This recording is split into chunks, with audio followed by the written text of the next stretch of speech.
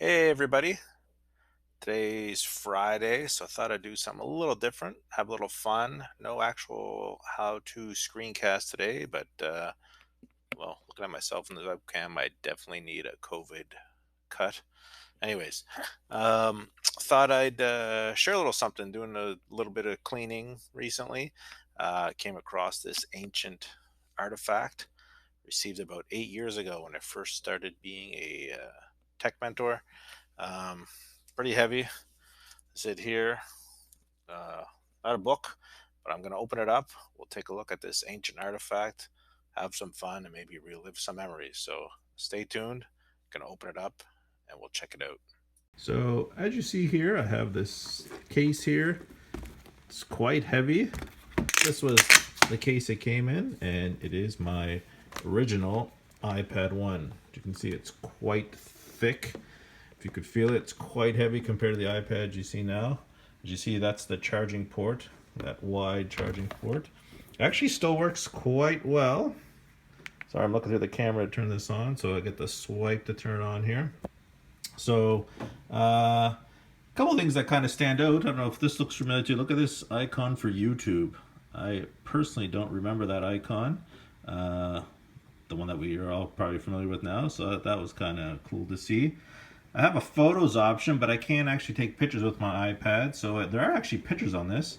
So I assume I probably had linked up to my phone, and pictures I took there through the iCloud were on my iPad.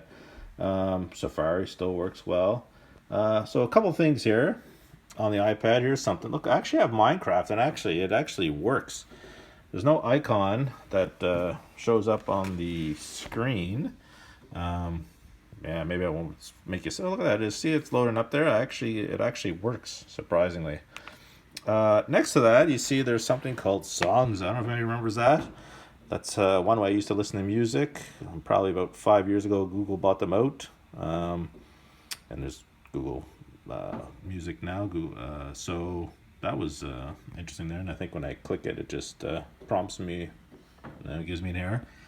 I have something that's downloading and waiting. No clue what that is. It's probably been waiting for about 5 years in itself. And then one of the other neat little things is I'm going to find my settings here. There we go. So here's my settings. Um, and here we go. Look at that. Where are we going? Oh, there we go. Software. Let's see what version of software this is. So, software there is. Checking for updates.